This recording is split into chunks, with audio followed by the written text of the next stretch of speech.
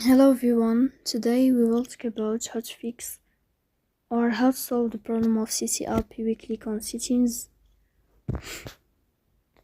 In this page you will go to apps, default apps, app settings. On above you will search about CiCi app and you will click. Here in this page of app info you will enter to first stop and you will click OK.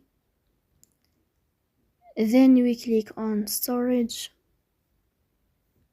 Here you will click on clear cache, but pay attention, don't click clear data because that can delete your account.